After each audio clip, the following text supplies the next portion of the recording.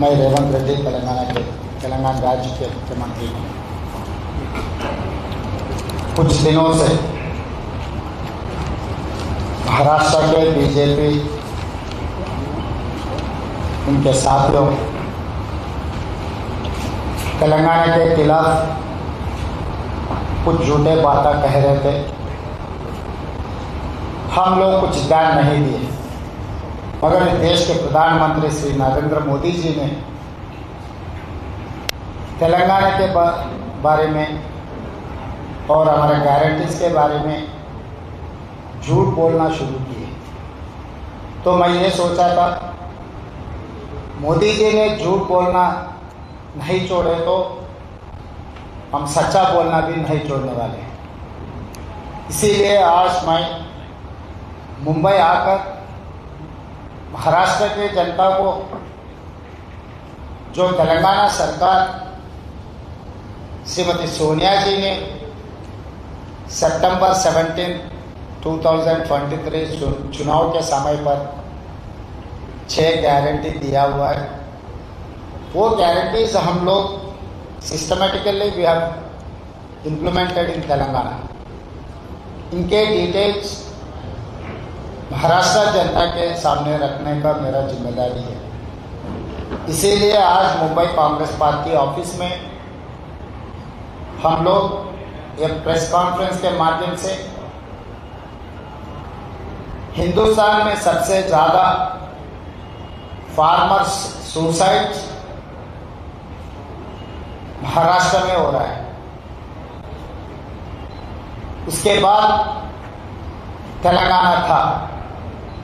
तो किसानों के कर्जा माफी के वजह से पिछले सरकार ने जो बात दिया हुआ है, पिछले सरकार ने जो धोखा दिया हुआ है किसानों को, वो केंद्र सरकार या राज्य सरकार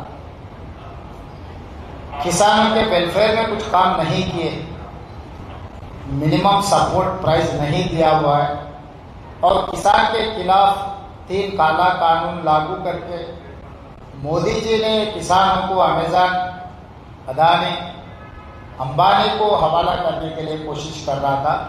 तो हम लोग ये सोचे, ये गारंटी दिए तेलंगाना जितने भी किसान लोग हैं 2 लाख कर्जा माफी करने वादा किया।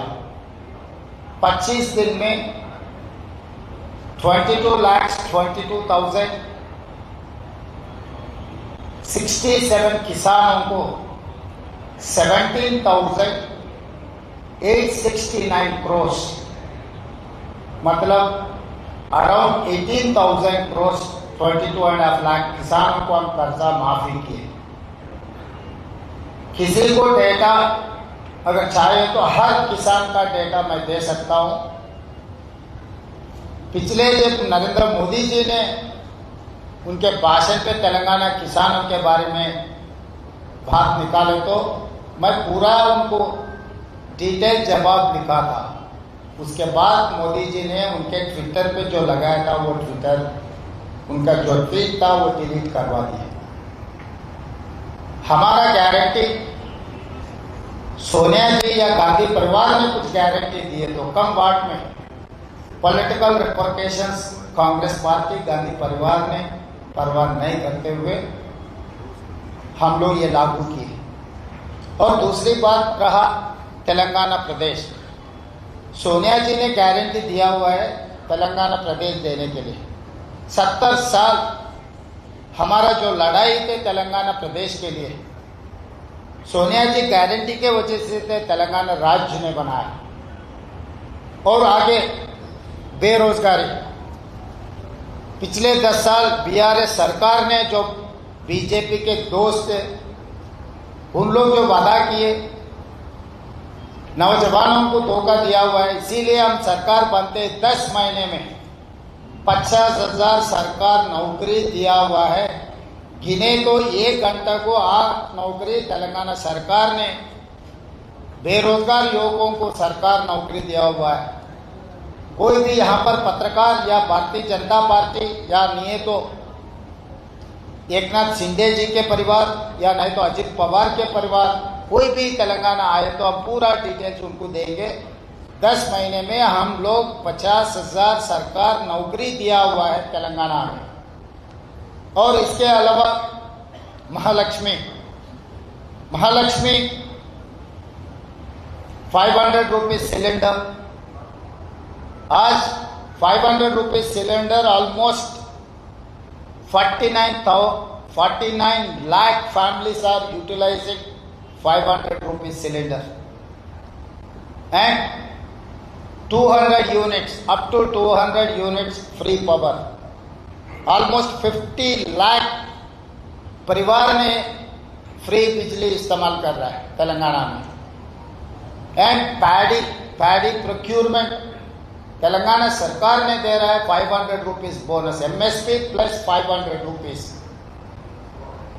ये सब सारे तेलंगाना सरकार, तेलंगाना राज्य में जो किसानों को, युवकों को, महिलाओं को, और RTC bus Mahalakshmi free ride in RTC buses. 1,04,00,000 women have utilized last 10 months this facility.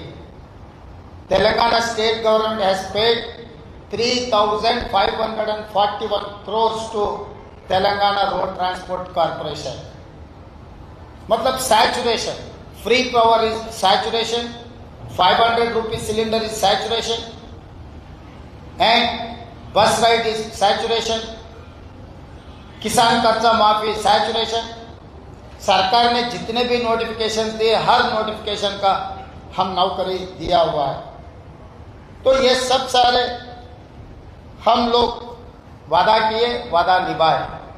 Other than this caste census, जो राहुल जी बार बार कह रहे थे this is x-ray, I wanted to extend that x-ray mega family health checkup. इस देश में OBC, दलित, आदिवासी जो पिछड़े लोग हैं, उन लोगों का गिनती तेलंगाना सरकार ने कल से शुरू किया। 1 महीने में हम लोग पूरा तेलंगाना 4 करोड़ जनता के हिसाब किताब लेकर देश को अब सवाल करेंगे, मोदी जी को हम सवाल करेंगे।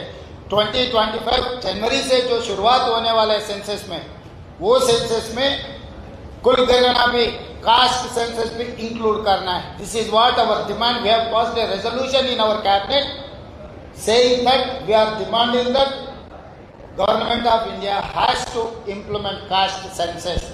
This is what our challenge to Narendra Modi.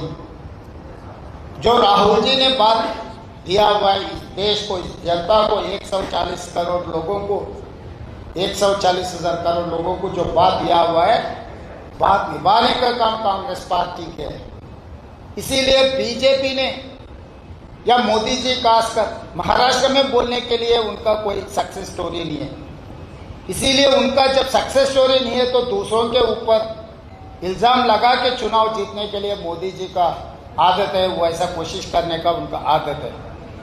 हम बचपन में पढ़ते थे किताबों में, महाराष्ट्र बोले तो छत्रपति शिवाजी महाराज, फूले जी, डॉक्टर बाबा साहेब अम्बेडकर, बाला साहेब ठाकरे जी, शरद पवार जी। अभी इतना तकलीफ हो गए, हम कुछ पढ़े थे, कुछ सुने थे, मगर आज कुछ देख रहा है। एकनाथ शिंदे जी, अजित पवार जी, ये वीरों का धरती है। ऐसे धरती में जो गुजरात के गुलाम बनकर एकनाथ शिंदे जी और अजित पवार जी ने सरकार चलाने के लिए, इस चुनाव जीतने के लिए जो कोशिश कर रहा है, झूठों पे झूठ बोलकर। इसीलिए आज मैं भारतीय जनता पार्टी को वो नाम से बुलाया तो ठीक नहीं है, भारतीय झूठा पार्टी।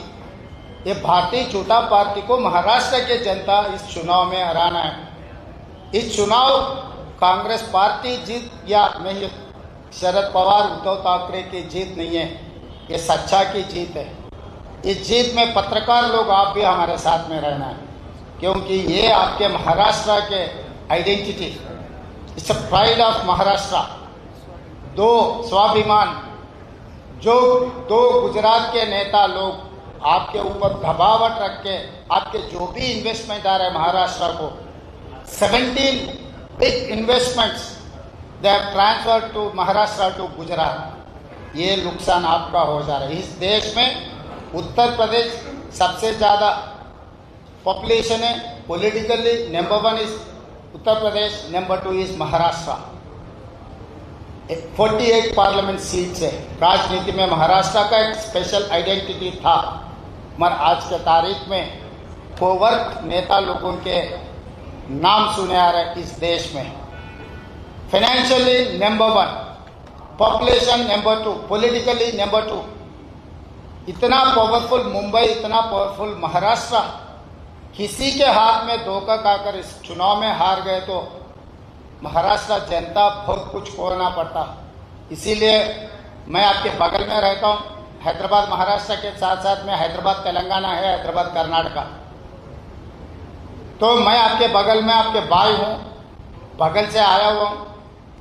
आपके लिए हमारा दिल का धड़कन है। इस चुनाव में भारतीय जनता पार्टी को हरा दो, क्योंकि आपको धोखा दिया।